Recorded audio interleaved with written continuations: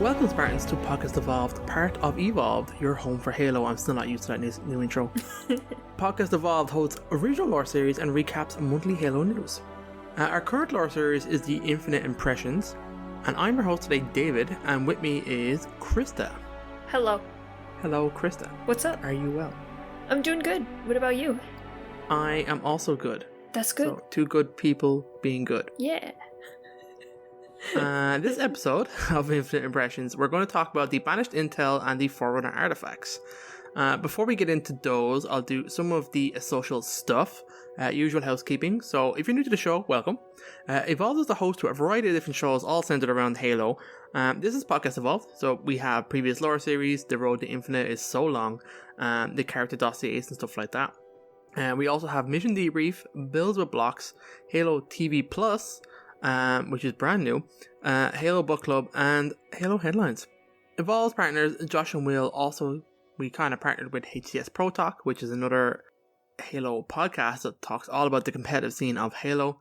They're really good, they're sound guys, go check their stuff out if you're more interested in the competitive side than the kind of lore side. Like I like to say, it's a good partnership because they cover the stuff that we are never going to do. And then we don't need to feel bad about not doing it anymore. we can ignore all the HCS stuff without feeling bad about it. So if you're already a fan of the show, please give us a rating and leave us a review. We greatly appreciate all the feedback. We always like to improve the quality of our shows. Also, all of those shows I mentioned you can find on our website, which is evolvedhalo.com. We also have podcasts, halopodcast.com, which is pretty cool. So you can find us there. We'd also like to take this moment to thank our patrons. You guys are amazing. You do a lot of stuff for us, and you know, a lot of that is money stuff, which is fantastic, because it obviously keeps us going. Our patrons get a variety of exclusive stuff, early episodes, unique swag, access to our own soundtrack, which is incredible. It's got 18 songs. It's so goddamn good. You heard me right. Our own soundtrack. How many Halo podcasts have got their own soundtrack? Head over to patreon.com/Halo Podcast Evolved to learn a bit more. Finally, if you want to support us, you can do so via Audible, which is kind of handy. So they have a whole bunch of stuff, including almost all of the Halo novels. They're all in one place. Thousands of other stuff is on there too. So if you're using it or would like to check it out, go to audibletrial.com/Podcast Evolved, and that will start your free trial and get you going and give us a little bump, which is very nice. Isn't it, Krysta? Even if they are fake books. Yeah, even though they are fake books, it's okay. I'll accept them for now. It is okay. So, last week on Zeta Halo, Krysta, I've done fuck all. Have you played Halo? Next question. Next question. What are you playing? I've been playing just stuff on my Switch right now. There's a bunch of Nintendo games that came out that I'm going through at the moment. Oh, very nice. I've been very tempted by Elden Ring as well. Everyone's talking about it. You're not a Souls lady though, right? I've never played a From Software game. I've tried.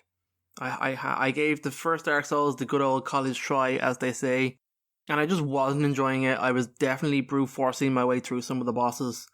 My brother is hugely into it, the whole series, but I just couldn't get through it.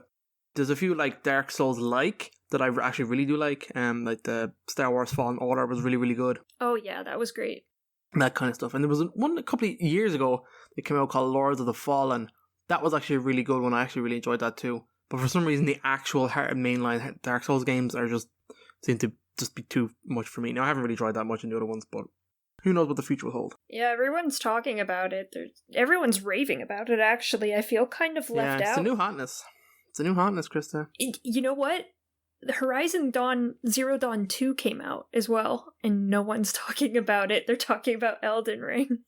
That's just a bummer, because it came out and it got its first beef was with Breath of the Wild that totally stole its thunder, and now like Elden Ring has stolen the sequel. But I did hear good things from it. Oh yeah, I'm definitely going to play it at some point. I hope it comes to PC. The original came to PC, so I'm hoping they bring the second one.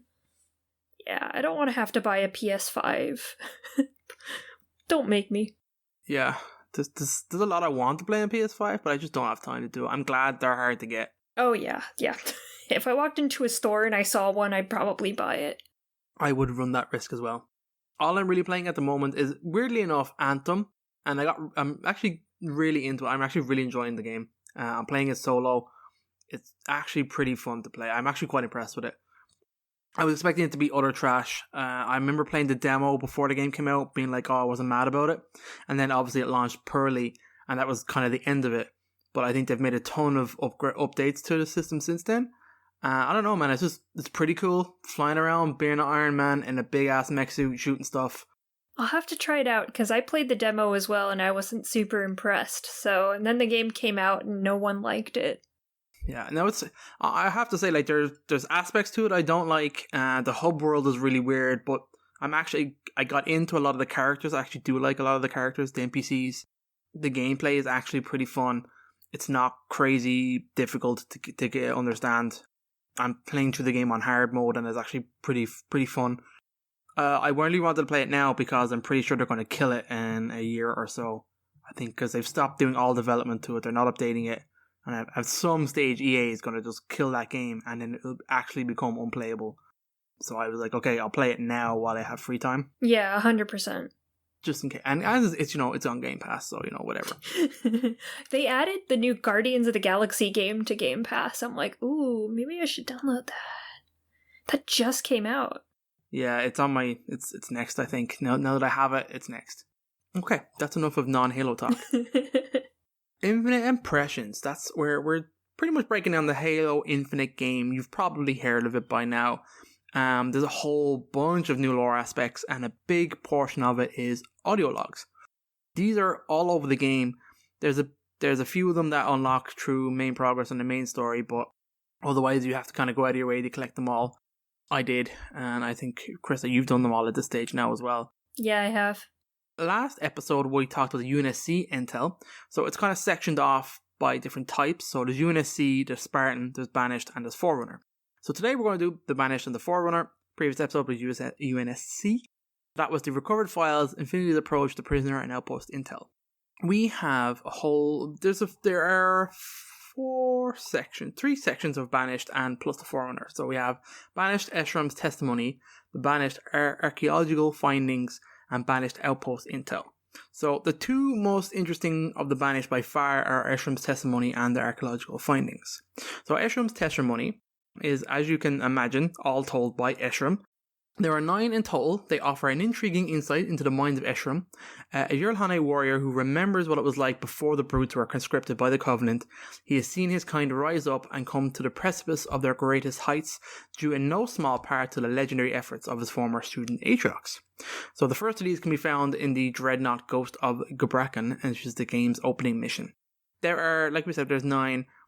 There's some interesting information in this, but I think overall I like how it is Esram talking to himself for the most part, and it's some of his kind of true thoughts and feelings about what he's going through. And then you see, like, he puts on a really brave face in front of his troops, always talking about, like, it's all propaganda, it's all talking, bigging up the Banished, we're a success, we're amazing. And then his own kind of recordings are like, oh man, I'm old, oh fuck, this is not going great, things are falling apart. And then, which I kind of really like, because it really does build up Esram as a way more interesting character than you might first initially see. It's kind of cool, especially because he is old and there's times that you see him kind of sickly. And I know Krysta likes to say he needs an inhaler. He has some horrible asthma. He does, and I love that, like, he uses the word, like, invigorated when Master Chief comes back, because, like, he was obviously in a pretty bad place. Just kind of, Atriox is gone, he's limping across, he's trying to, like, hold his forces together. And he's just bored and getting old and waiting for probably another brute to come up and fight and take his place. So there's a few of these that are pretty good. The Silex and Harbinger kind of hint at Atriox's plan, but don't really give us any, like, obviously it was Atriox's plan to come to this ring deliberately to find the Harbinger. He knew what Silexes were beforehand. He came to look for this specific person, which Esram actually finds and releases. So they don't tell us too much other than that. There is one about home, which is kind of interesting. This is about, like, his dream. He has a dream that he's on Dosak and it's kind of, like, falling apart and stuff.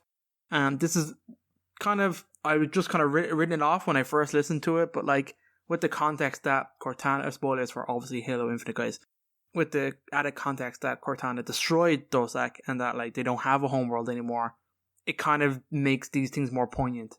It's really sad, like... What do you think of Eshrom's testimony overall, Krista? I really like how, I found it really immersive how every time he opens one of these testimonies, he says, "Dear Diary." I really like that. I thought that was a good touch. I really liked getting into Escherom's character because I do like how he's a lot deeper than his, hey, I'm a big brute, I like to fight people. So I really appreciated that they added that there because I think a lot of people do have the preconceived notion that brutes are basically just mindless warriors that want to fight. And while that might be somewhat true, they do still have feelings, and some of them are very smart, they have aspirations as a people, and there's a lot more to them than just, hey, we like to fight and we're big monkey people. They're real people too, Krista.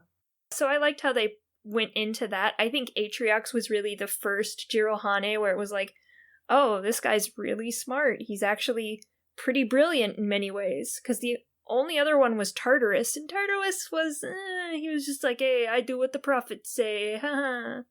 Yeah, he was maybe more intelligent than others. He was definitely like the brute personified, and there's definitely more interesting brute characters in the lore and stories. And it was great to see, obviously, Aatrox came through in the games. Not really in this one, but we got Escaron, which was pretty interesting. Moving on, we have the Banished archaeological findings. I'd kind of forgotten about these, and they're kind of weird. They're considered banished only because you find them on the Banished data logs, but they are actually recovered files that the Banished found on the beacons during that mission. The Master Chief and the Weapon are tasked with travelling around the 4 different Forerunner beacon towers. It's actually my favourite section of this game. I really like this. Is where the whole map is open to you. You're going around, you can collect all your valor, and it's really fun. Except the Weapon keeps being like, hey, you should go do the main story. I spent 20 hours just dicking around here. I was just listening to her like every 15 minutes going like, we should go check out that tower. Yeah, I was getting so mad. I'm like, leave me alone. So within each one is a Banished audio log that contains a piece of record from Despondent Pyre. So that's the installation's monitor. You'd see her in the beginning kind of cutscenes of the game in the early missions.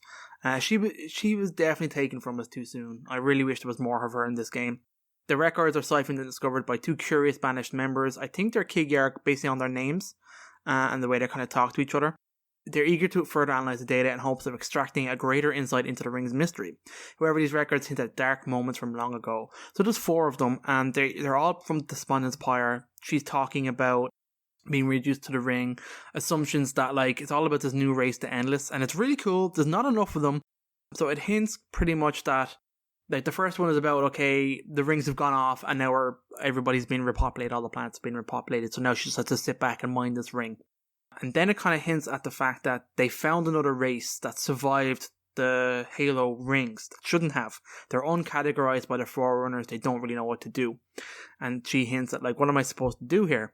She asked for help from the Council. I imagine this must be, like, the AI is left behind in charge, because obviously there's no Forerunners anymore other than the few that we do know of from other stories and stuff. That are still kicking around after the Halo rings. And then these are called the Exion, which are the Endless. And then there's the next one is just about them, that like the ring is moved to their homeworld and like delegates are meeting from both sides. We're going to have a talk, but apparently then there's like another side of it, which is the next audio file called a Curious Directive, which pretty much says Despondent Pyre has been told to take these people to the Silent Auditorium and essentially experiment on them, find out why they're immune, what the hell's going on.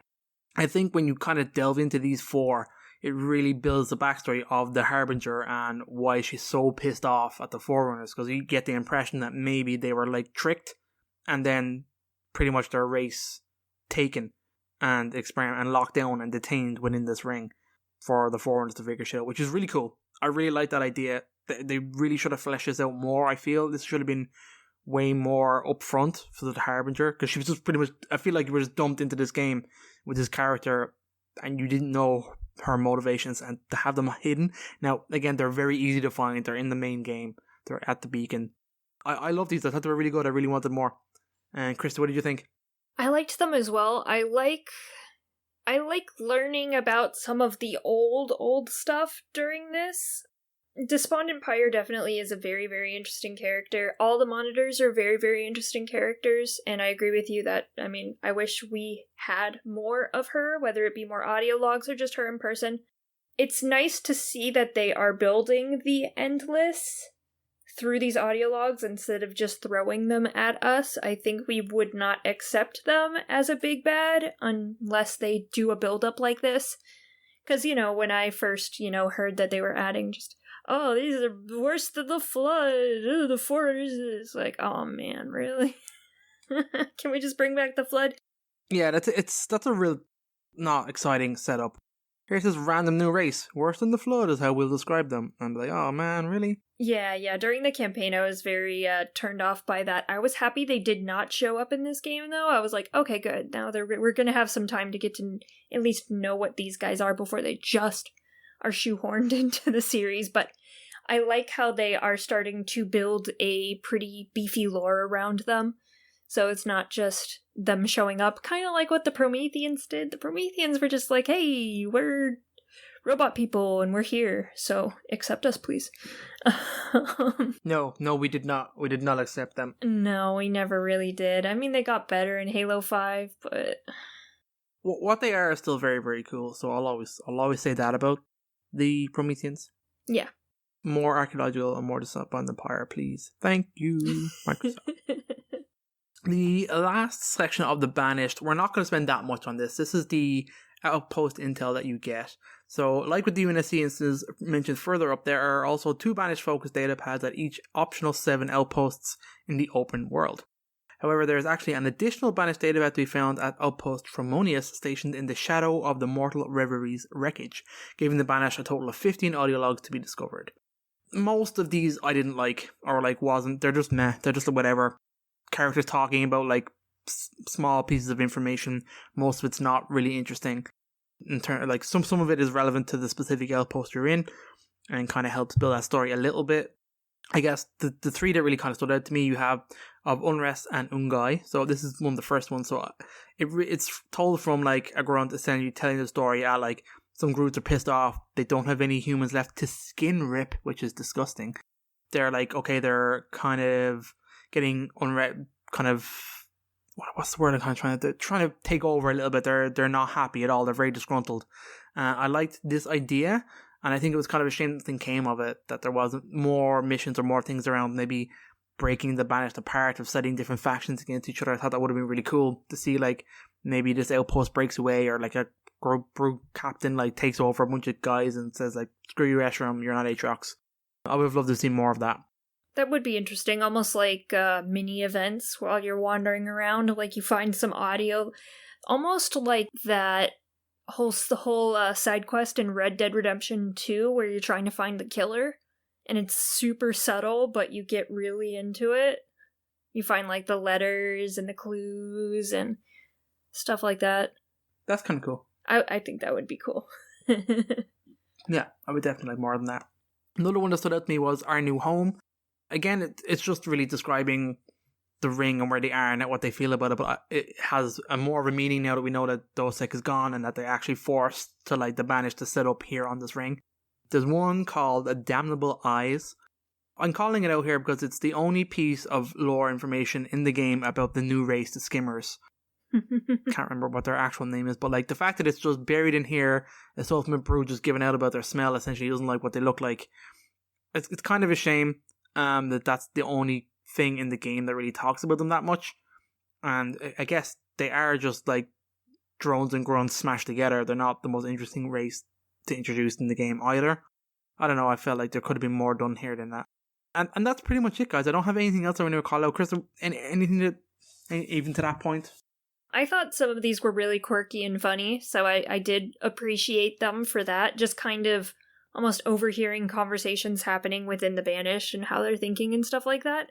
Obviously, lore-wise, they're not the most interesting, but for just world building and immersion, I think they work really well. I think they're cute. I think they're funny. Some of them obviously have more interesting topics than others, but some of them are I'm going to the Nipple Academy. It's wow, this sounds like a great place. That's true. That's true. You're not wrong there. It does help build the world a bit when we know how these races interact and talk to each other. They make me think about the Bioshock audio logs, where it's not necessarily anything to do with the story, more just people giving their accounts of stuff that's happening around them. Yeah, but all of those were great. I know, they were. The Bioshock ones were so good. I know. So, in our last section we are the Forerunner archives. So as you explore the local Zeta fragment, you might come across 7 different groups of ancient ring-shaped artifacts. I actually love what these are. The physical, actual thing that you collect is awesome. So interfacing with these artifacts will grant you access to the records left by Despondent Pyre. You will find some very interesting and intriguing moments as she laments the events described in the logs discovered by the Banished and the Beacon Towers, as well as reflecting on the nature of the ring itself and the motivation of her makers. So there's 7 of these, like we just said above. They're really, really cool. They're really short though. There's not a whole lot of information. I really wish we had more. The third one kind of hints at the true purpose of the ring, that it's not necessarily designed to repurpose life, but actually to detain those within it, which is kind of just hinting at the fact that the Endless are here. She talks in the last one that the runes that are scattered around predate the Forerunners, which is weird, which means they were obviously taken from somewhere and put on this ring. It can only mean the precursors, right? I mean, yeah, which is quite strange that like the other logs talk about discovering this race after the Forerunners are gone, but they have all these runes related to the enemy within and detainment and security and warnings that are all over this runes on this ring that are older than the ring itself. Could the precursors have dealt with the Endless in some way? Because the Forerunners themselves, the precursor lore was kind of just lost to the Forerunners because they were so ashamed of what they did that the normal Forerunner wouldn't even know to put these ruins on a ring. So it would have to be someone with some kind of knowledge of what happened. Yeah, that's true. There's so much empty space back then that like you can really fill it with whatever and kind of turn it any way you want. But like you said before, like the early stuff, like the really early stuff is some of the most interesting and where it kind of sets up. So I definitely, obviously we always want to know more here. And she also, Despondent, hints at like the real fear that the Forerunners had wasn't the flood, it was becoming slaves. They didn't want to lose their power that they had gotten by taking like what they had done to the precursors. So I found that quite interesting. Well, we knew that the Forerunners were kind of cunts. Yes, they're not nice people. No. Which is cool. So again, do you have anything in particular about these archives you want to talk about, Krysta? More than just the audio logs themselves, I think the artifacts are really cool. The first time I found one, it was like mind-blowing. I was so happy.